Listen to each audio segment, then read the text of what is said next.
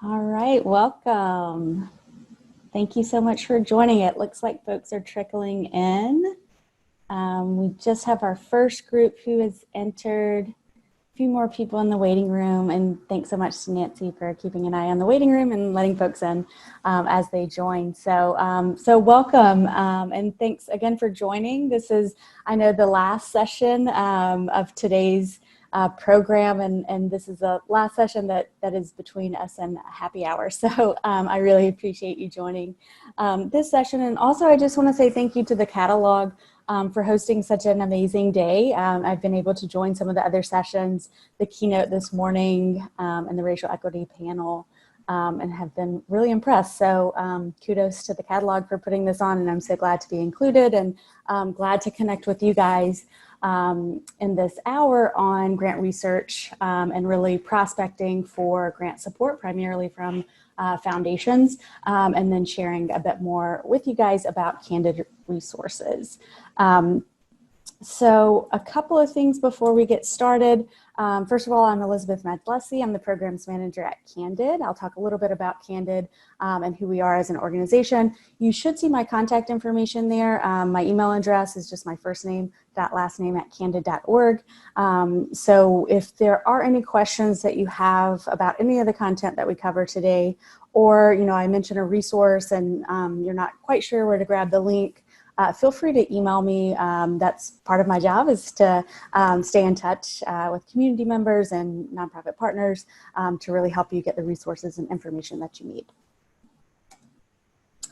So a little bit about Candid as an organization. We are a 501c3 nonprofit organization ourselves. I previously worked at the Foundation Center when the organization was called the Foundation Center before last year, when we actually merged with GuideStar to become a new nonprofit organization called Candid. So Foundation Center was around for over 60 years and GuideStar was around for over 20 years before we came together as one organization. So we bring a lot of experience in the sector to the sector. And perhaps some of you guys are familiar with some of our legacy products or legacy organizations as the Foundation Center and GuideStar. And I will talk about some of those resources throughout today's session. So we get the question a lot about why Candid. Why did we come together as one organization, and sort of what is our focus? So as Candid, we really look at where money is coming from within the social sector and who it's going to, and why we really think that matters. And we do believe that transparency within the sector, particularly as it relates to funding, is important. So that's what we're looking at. How do we do that? We collect a lot of data on the sector. We put out a lot of research. We foster collaboration, and we host trainings similar to today's training. And our mission at Candid is actually really simple. Candid gets you the information you need to do good. So it's a very simple mission to sort of summarize all of the different work that we do within the sector. We also have resources and information about the global event, current events that are happening now. And so we want to make sure that you can connect to some of the resources that we have related to today's global events. You can see a few links embedded on this slide. Again, we're going to be sharing the slides and the recording of this session, so don't feel like you have to grab a screenshot of, although you certainly can, of some of these links. But we've curated some of our resources, particularly our learning resources. So I mentioned we host a lot of training, so we have a lot of on-demand trainings that you can access, recorded webinars, etc. We also have resources that are specifically related to COVID-19 relief, including our coronavirus pop-up page, funding page, where you can actually see what institutions are supporting, what organizations, where they're located in response to the coronavirus.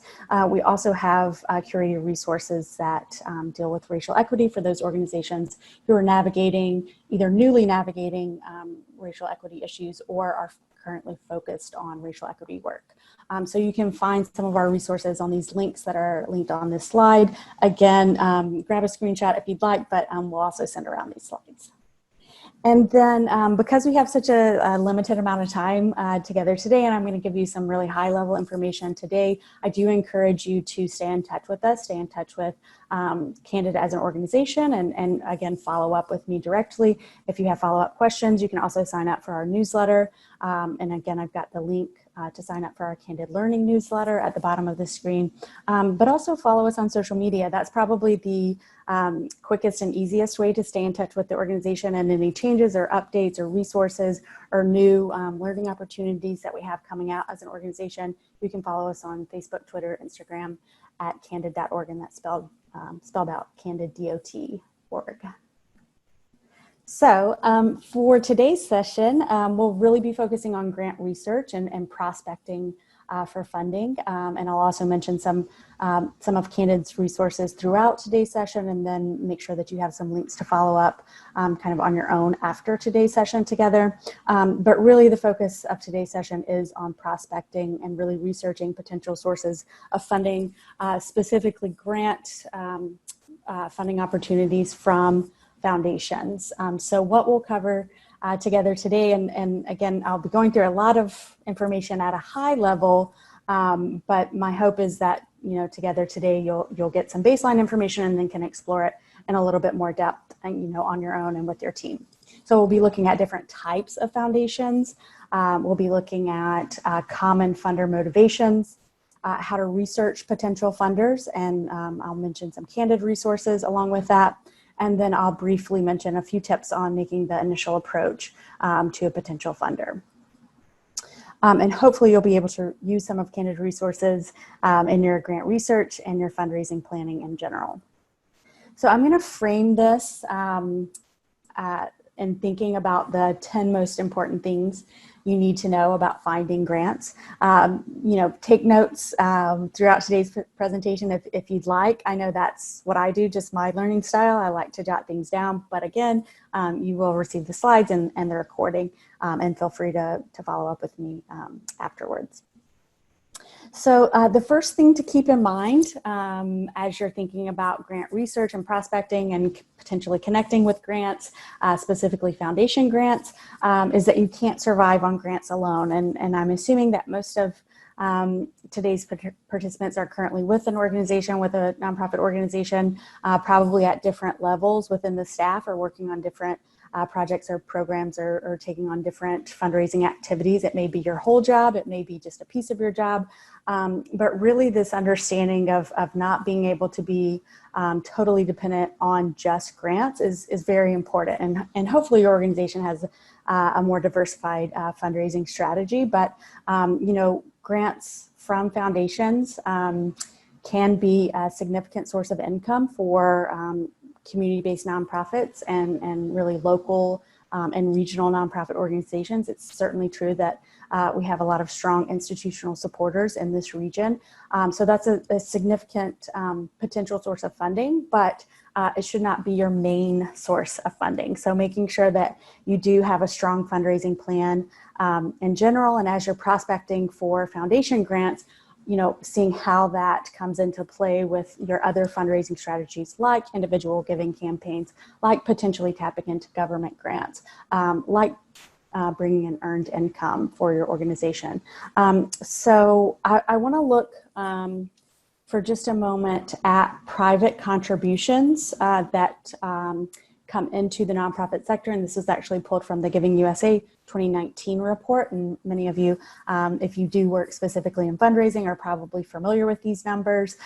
They do change a bit from year to year. But this chart is actually looking at just private contributions to nonprofit organizations, which in last year's report totaled over $427 billion. And this is just looking at private contributions.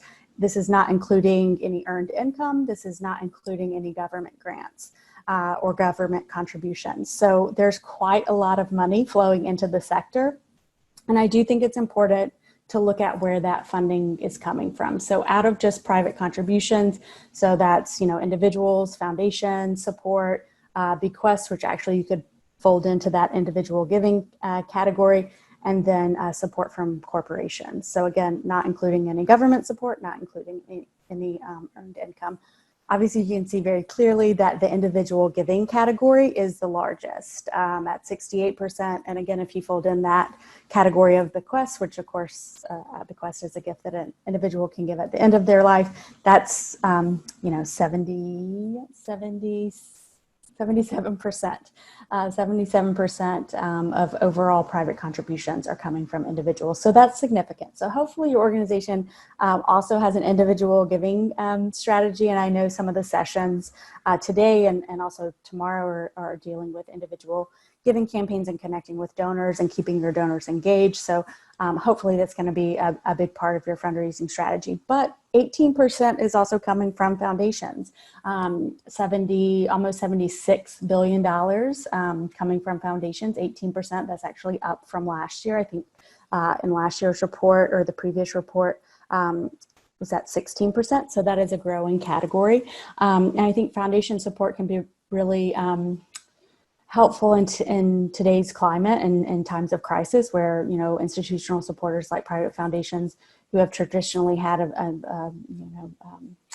I won't say stricter, but a more structured process for applying for and receiving funds from these institutional supporters. We're seeing a little bit more flexibility as they're responding to the COVID-19 crisis. So again, I like to show this chart just to put it into perspective on, you know, where money is typically coming from, you know, and how it's being distributed within the nonprofit sector. So with that in mind, I just have a quick question, and you can answer in the chat if you'd like. Just something to think about. Does your organization have a diversified fundraising strategy that includes at least 3 categories of funding? So maybe that's government grants, foundation grants, and earned income. Or maybe that's individual giving, earned income, and corporate support. Or maybe it's 4 or 5 different categories. I'm just always curious to see.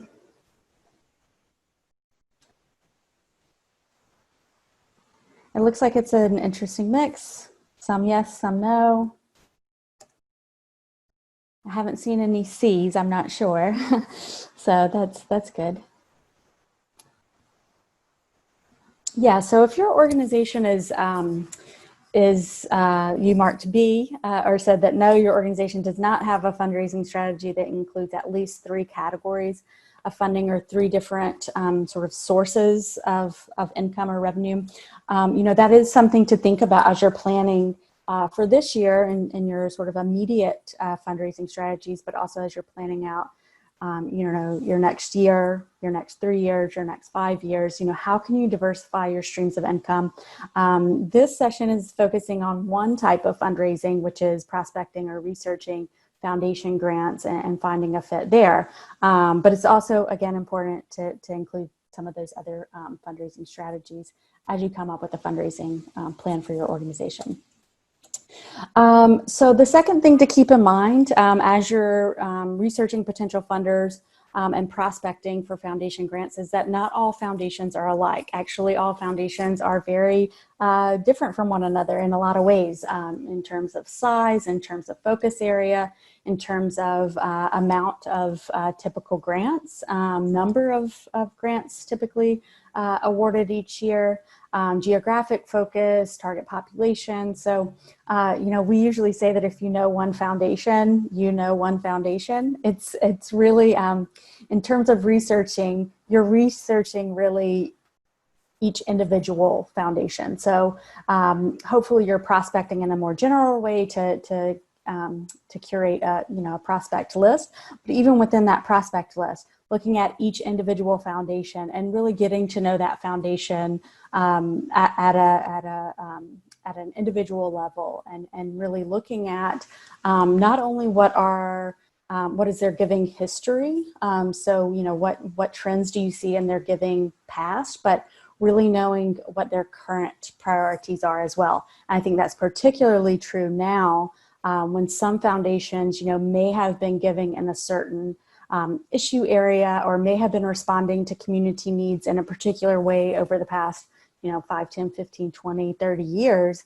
But as they're seeing new community needs arise, you know, they may be shifting their focus. So again, researching not just what foundations have done in the past and what they've awarded in the past, but making sure that you're staying in touch with the foundation and sort of following their current priorities, particularly if they have an online presence, and just, you know, staying fresh with your research. It's an ongoing process for sure. I do want to spend just a couple of minutes to talk briefly about different types of foundations. So even within the category of foundation, and even within the category of private foundation, there are different types of foundations. And so to me, this is getting into, again, you know, researching each individual foundation, identifying, you know, what type of foundation they are, how are they set up, what are they obligated to do as a private foundation. So these are three main types. Your independent private foundations, those are typically your family foundations. You know, that includes some of the big name family foundations that we've all heard of, the Gates Foundation, the MacArthur Foundation, the Kellogg Foundation, you know, those big names, but it also includes some of our smaller family foundations and our regional funders. Usually an independent private foundation is pulling its assets either from an individual or a group of individuals, like a family, a family foundation. A company-sponsored foundation is pretty much exactly what it sounds like, or a corporate foundation. It's a foundation that's been set up from a company or a corporation. It is set up as a separate legal entity, so usually it has close ties with that founding company or corporation, but it is set up as a separate legal entity. It's regulated by the IRS in the same way that any other private foundation is regulated in terms of how much they have to give out, who they have to support. All private foundations are required to give to 501c3 nonprofit organizations or programs that are fiscally sponsored by a 501c3 nonprofit organization. So a corporate foundation falls under that category. And usually there's a more structured process for tapping into these funds. And there are a couple of different ways that corporations can give, but one way is by establishing a company-sponsored foundation. And then an operating foundation, as you're prospecting and as you're researching potential grant opportunities at foundations, an operating foundation may not be your best prospect. And part of that is because operating foundations typically exist to fund existing programs or projects. So a lot of museums or even some libraries may have an operating foundation. So that operating foundation is funding its own programs or projects.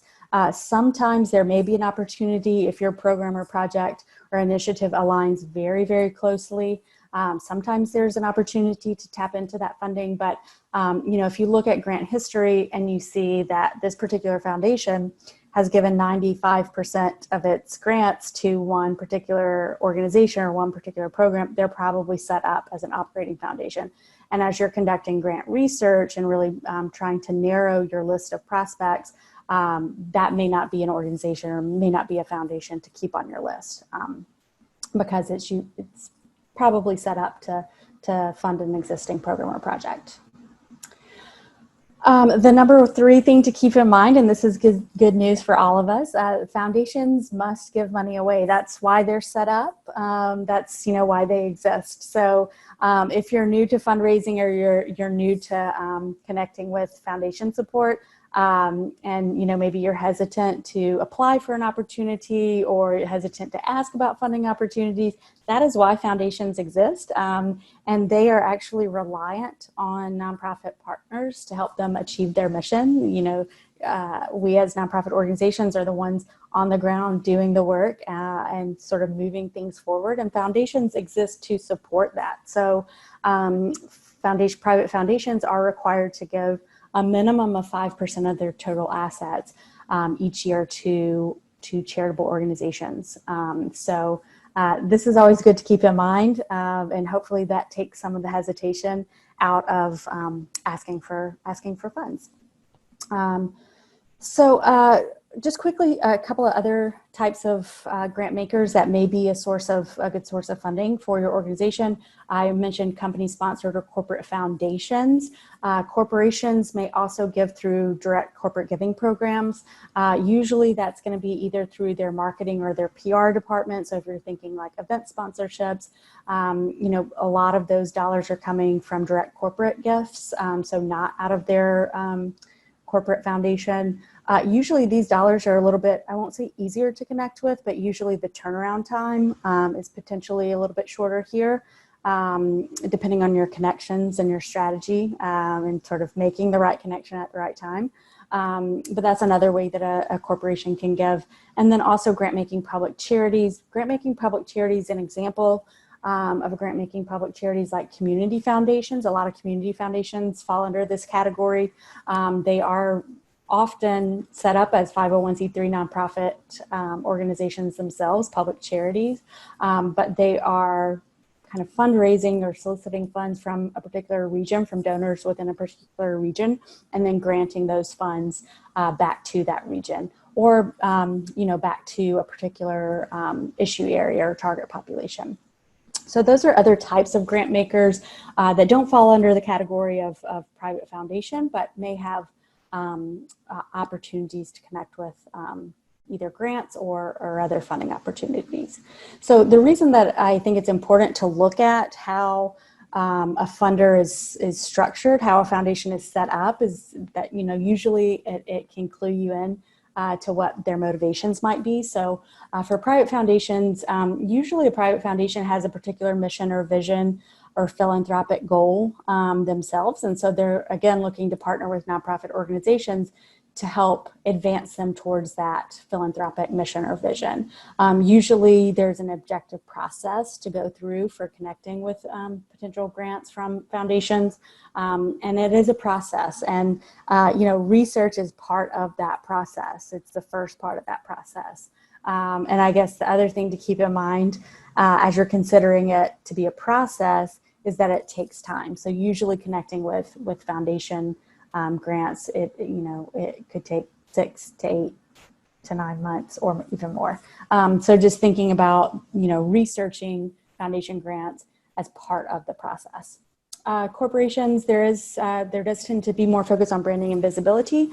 So, as you're thinking about, if tapping into corporate dollars as part of your fundraising strategy, thinking about things like, what is your reach? That's going to be really important before you actually connect with or reach out to a corporation. That's almost certainly going to be one of their questions is, what is your audience? What is your reach? And a lot of times for nonprofit organizations, your reach is actually potentially bigger than you initially think. So it's not just, how many clients you serve or how many volunteers you have. It is certainly that, but it's also, how many people subscribe to your newsletter, how many people are on your mailing list, how many people, of course, will come to certain events. And not only how many people will come to certain events, but how many people are you advertising certain events to? How many social media followers do you have? Do you have a high traffic website? So you may not know all of these numbers off the top of your head, but looking at those numbers intentionally and looking at your reach and knowing your audience is going to be important to corporations. So pulling those numbers, curating those numbers, organizing that information before you reach out to a corporation can be really helpful. Grant-making public charities, I already mentioned, they usually are organized to give back to a particular community or a particular region. So there might be a geographic focus, there may be an issue focus. So grant-making public charities are different than private foundations in that they can fundraise around a particular issue or for a specific community, whereas private foundations can't fundraise for themselves. They're pulling their assets from usually one source. So again, I think looking at how a funder is set up and how it's structured can really clue you in as you're doing your research. It can clue you into some of their motivations and why they may want to support your organization. Number 4 thing to keep in mind is that grant seeking is competitive. It really is. And so you as an organization should be able to show that you're a credible nonprofit and can carry out a project and demonstrate your impact. So I've got another chat question for you if you want to take just a minute. And just off the top of your head, what are some ways to demonstrate your credibility to a potential funder? Or another way to look at this is, if you were a funder and you were looking to fund a particular nonprofit organization, what are some of those important things you would be looking for? And I'll give you guys about 30 seconds or a minute.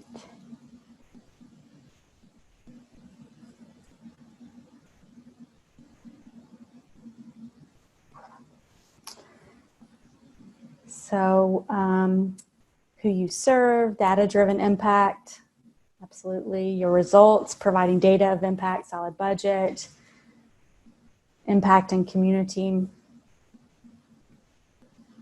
measurable change of behavior, impact based on data, absolutely.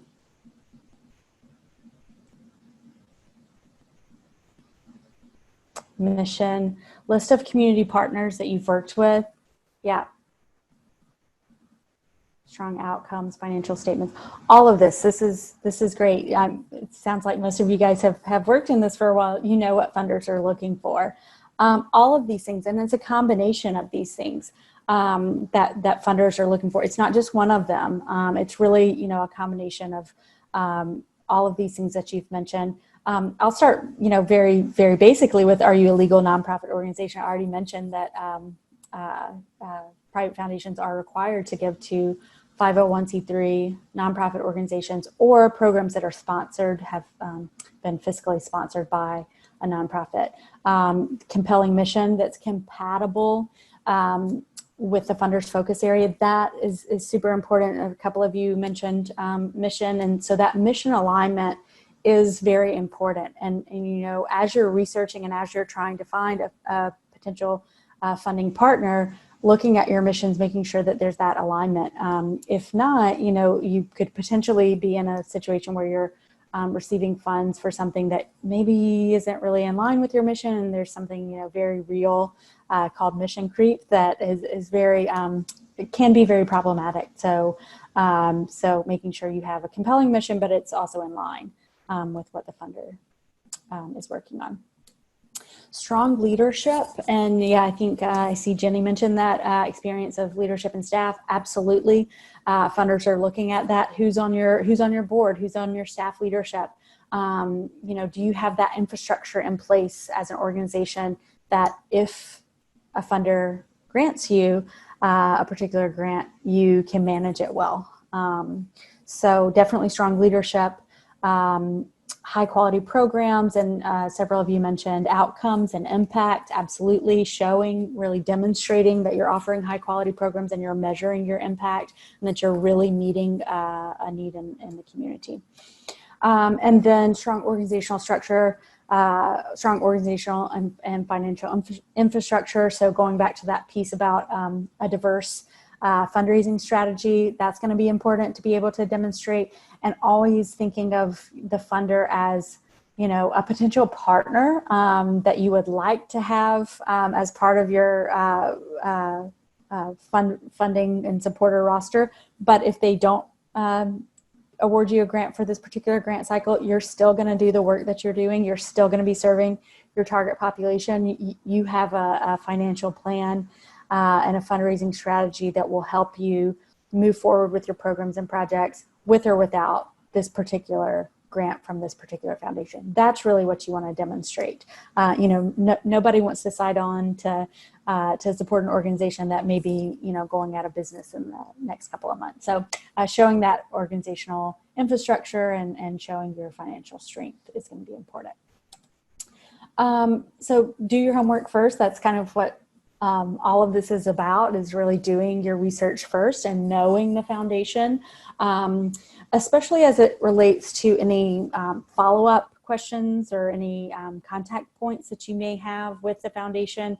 You certainly want to demonstrate that you've done your homework on the foundation and that you know who they are, you are familiar with their processes, you know their giving priorities, but you also know they're giving limitations. So you know what they do fund and you know what they don't fund.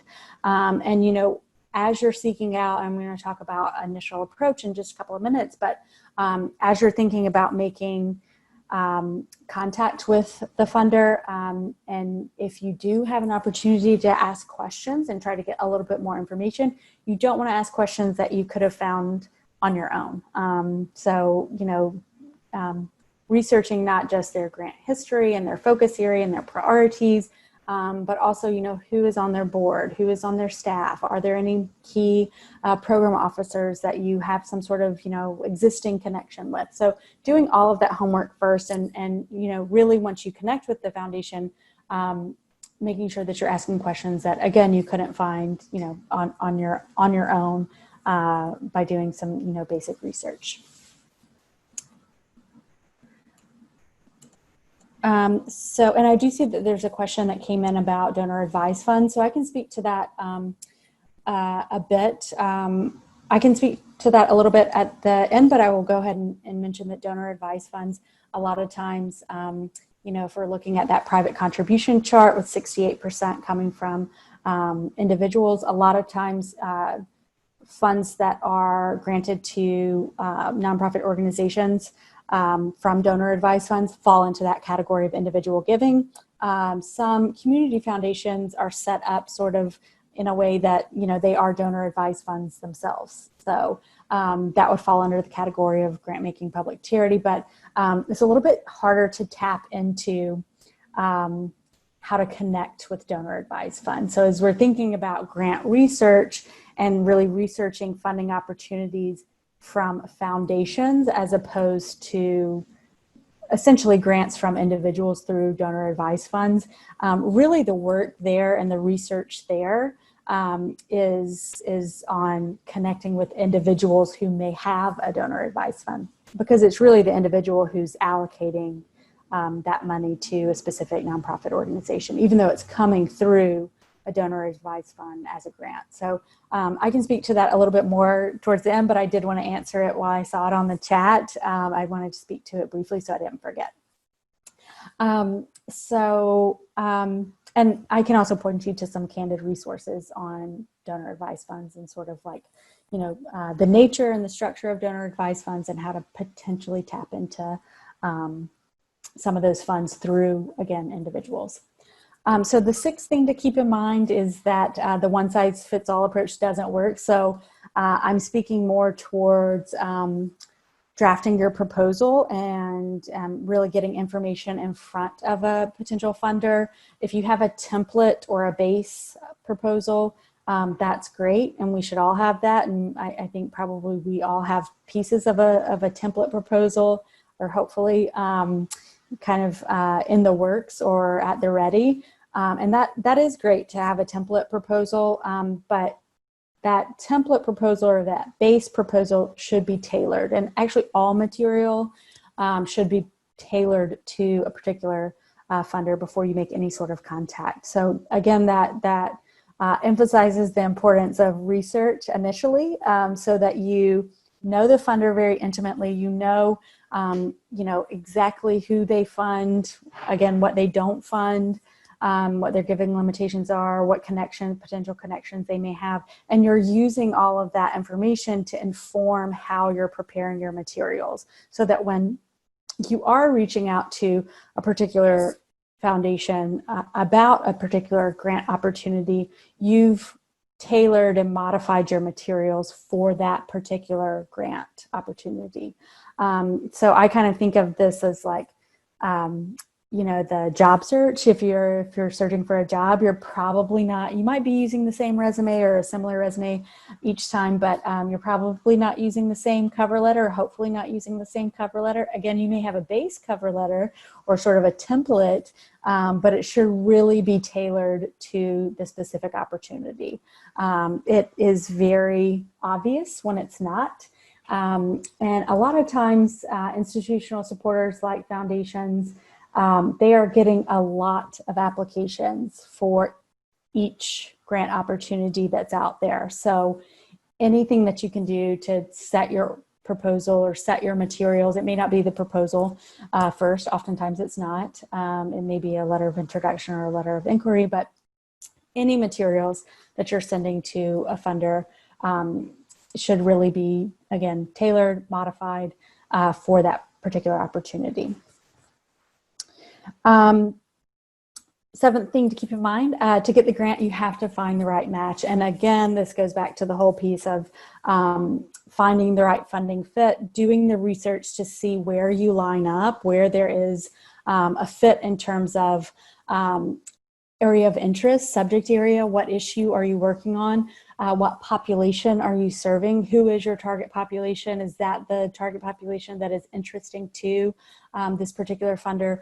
Geographic region, some funders fund in a very specific geographic region. It may be, one city, or, I'm thinking of in the DC area, DC and very specific counties in Maryland and Virginia. And, they really drill down to, very specific areas.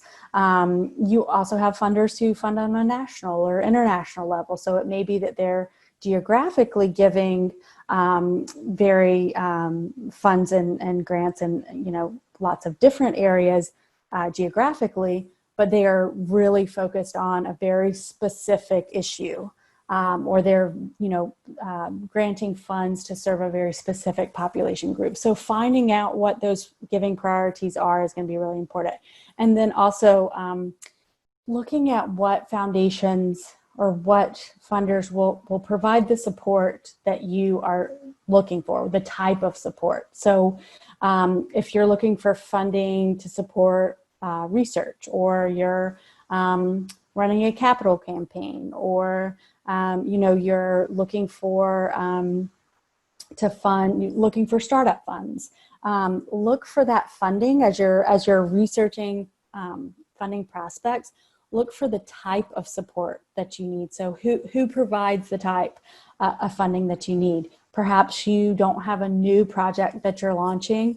Your organization really needs general operating funds. That is your number one need.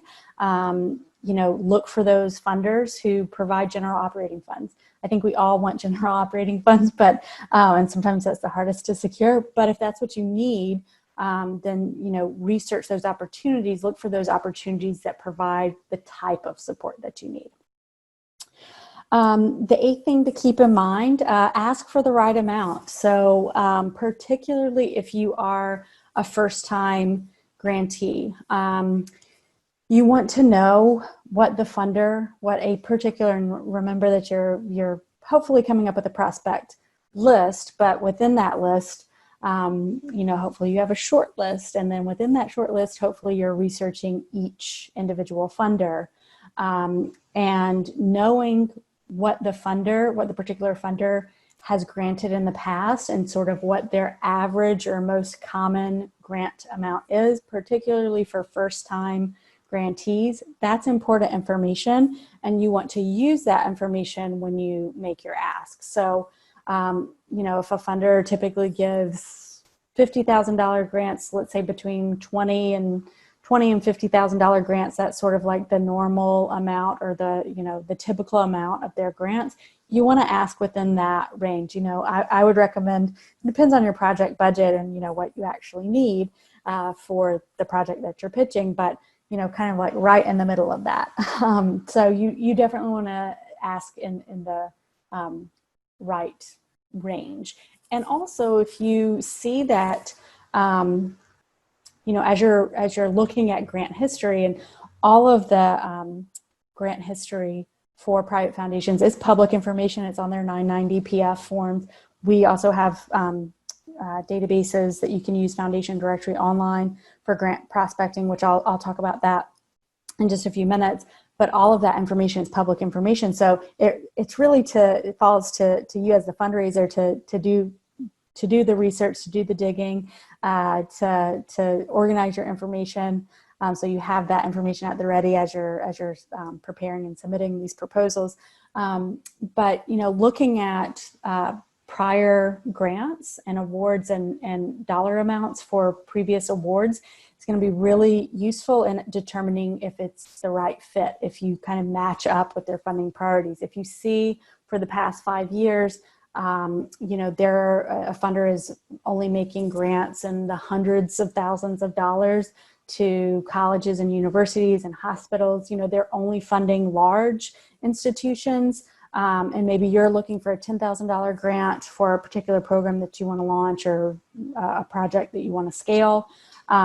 Maybe that's not the right funding fit. maybe they're not supporting community-based grassroots programs, and if that's what you are, then maybe you want to seek out those funders who are funding more locally and more organizations that are on the ground doing the work in a particular community.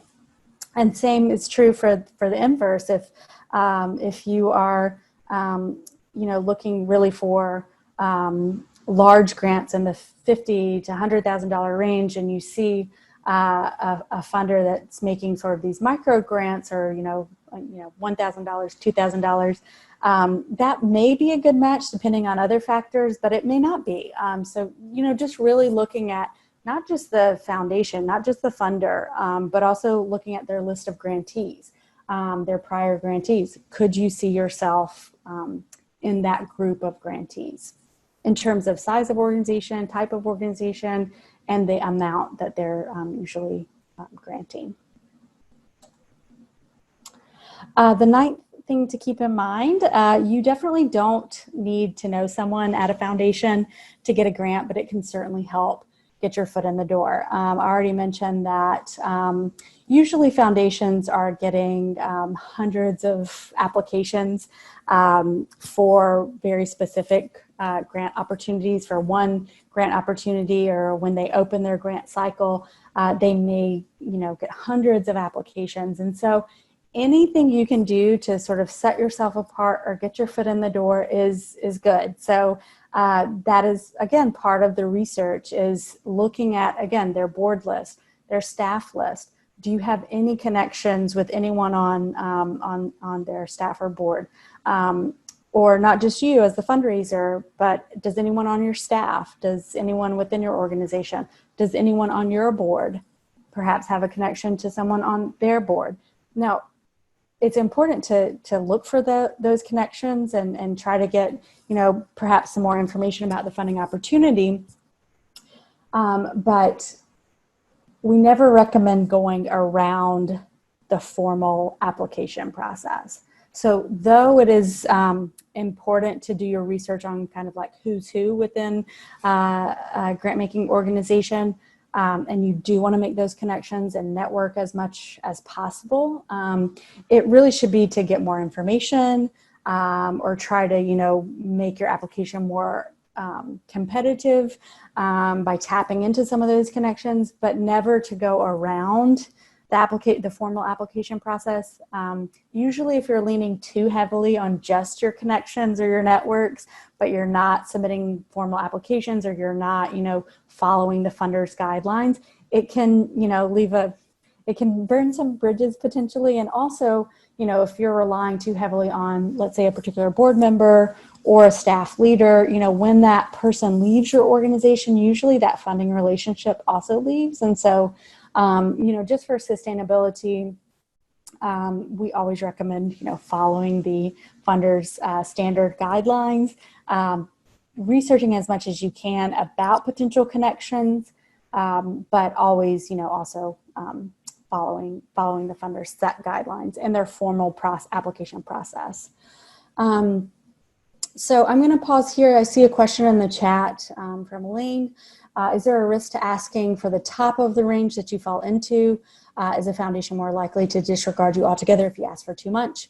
Or will they just offer less than the request? That's a great question. And actually, what I think is most appropriate to do in that situation, so if you see that there's a range in your first-time grantee, if your project, if you have a project budget that merits that much support, on the top range of that, or the top end of that category, and you have the budget to back up that you actually need the funds for X, Y, and Z, and you've been very specific in your project budget and in your proposal narrative about why you're asking for this particular amount, then I don't think that it's too much of a risk to ask for that dollar amount that you need, because your materials should be supporting why you've asked for that amount. And it is true that sometimes you do ask for an amount. You might ask for $50,000 and they may award 30. And that's just a reality. And, we at Candid, we're a 501c3 nonprofit ourselves, and we're supported partially by foundation funds. And I know that within our regional fundraising efforts, that happens to us pretty often, that we, might ask for $25,000 and they give us 15, and that's okay. And I think that happens a lot. And I don't think that it's risky in a way that that should dissuade you from asking for an amount that you need. What's going to be important, particularly if you're asking at a higher level, but always, even if you're asking, for any amount that you're asking, you want to be able to back up the ask with your project budget and with your narrative and your, throughout your proposal, why you're asking for a particular dollar amount. You're not just asking for a specific dollar amount, as a standalone amount. You're giving very detailed information about why you're asking for that particular amount. So I think it's fine to ask for what you need, for sure, and also be comfortable with the reality that sometimes you may be asking for a particular amount and you may receive less. And that should also be, and this is why fundraising is sometimes complicated and requires a plan, is that, of course, if you, are not sort of receiving the exact dollar amount of all of the asks that you have out there, and probably you're not receiving exactly what you're asking for from each foundation. What's your backup plan? What other sources of funding do you have allocated for a particular project or program? Or, what are all of the asks that you have out there to make up for either the no's that you're getting from a foundation or for the amounts that might be less than what you ask for? So that's kind of a long answer to your question, Elaine, but I don't think I don't think you should be dissuaded to ask for a larger amount if that's what you need and you can back it up in your proposal and budget materials. So just, some more tips here: finding a connection, look to your board members, your donors, your organizational partners, your current funders. Actually, so your current funders, that's an interesting connection to try to make. A lot of times foundations will ask for not just your current institutional supporters. Oftentimes they will ask you for a list of your current institutional supporters, so your other foundations who are supporting you. But they may also ask for what other asks you have out there. So not only who has already supported you or who has already allocated funds to your organization or to your project or to this particular program, but who else are you asking? And so as much as you're researching funding opportunities, funders are researching the organizations that they want to support. So, it's almost like providing references. Who else thinks this is a good idea? Of course, you're going to provide a board list and a staff list or a project staff list, but you're also including your other institutional supporters. And so, the funding world is a small world, and especially within a particular region. So, what connections are there between your current supporters? And then using LinkedIn, it's great. All of the tools that we have online, beyond just Googling, LinkedIn can be awesome, not for just researching particular individuals, but seeing, within an organization, where do you have connections that maybe you wouldn't recognize on your own. LinkedIn, I think, does a good job of identifying those connections. Like, did you go to the same school? Did you both volunteer for the same organization? Trying to find those connections before you have any sort of contact with the funder is going to be helpful, because you can use all of that information as you're, preparing for some of those interactions. And then the last thing to keep in mind, the number 10 thing to keep in mind as you're prospecting and searching for grants, is that the proposal is usually not the first thing that a foundation wants. So, as you're researching potential funders, if you find some funding opportunity, a grant opportunity that looks like a good match, your proposal is not the first thing that you're going to send to them often. It may be that you are trying to find, trying to make a connection by phone to get more information about a funding opportunity. It could be that, they're asking for an LOI or letter of inquiry, letter of intent. before the proposal, and then they narrow down the potential applicants from your letter. So usually all of your proposal materials won't be sent initially, which I think is a good thing because it gives you that extra time even after you've time to curate and tailor your materials, and not just your proposal, but also that introductory letter, also that first phone call if you can get a phone call. And we do recommend, if you can, if you find a foundation who might be a good fit as a funder, try to make a phone call. It sounds kind of old-fashioned to do an actual phone call, but I mean, it really is another way to set yourself apart. Like, how many emails do we send out? All of us, thinking about our inboxes, how many emails do you get a day? And how many do you look at if you don't know the sender? So, trying to just set yourself apart and trying to make a personal connection. So if you can find contact information, a phone number for a particular funder, we do recommend making a phone call, just a very short introductory phone call, not to give your whole pitch. I'm talking like, a 30-second call where you're saying who you are, what organization, and why you're calling, looking for one additional piece of information. That can be really helpful, particularly if you're researching the opportunity, you're not quite sure if it's a good match, and you're trying to get a bit more information about the opportunity. And just on this point, really, I want to reinforce the idea that this should be a brief phone call. And I try to think of it like, if someone were cold calling me, how much time, like, would I have the patience to kind of listen to not a pitch, but, an introductory call if it was not a planned call. So I think of it in that way. I try to keep it to like 3 bullet points, 3 like pieces of information. If you can script it out and stick to your script. You're not getting all of the information you need from that initial phone call. It may be that you're using that initial phone call to see if there's an opportunity to speak with someone else and who that person might be. So keep it brief, keep it to the point. Do try to use your contacts if you have them. So again, as you're thinking about, networking and what potential connections you might have, pull that information and use that information in some of these calls. So I see a couple of questions that I'll look at before we start to wrap things up. Do you recommend or oppose inviting the potential funder to a site visit or an event?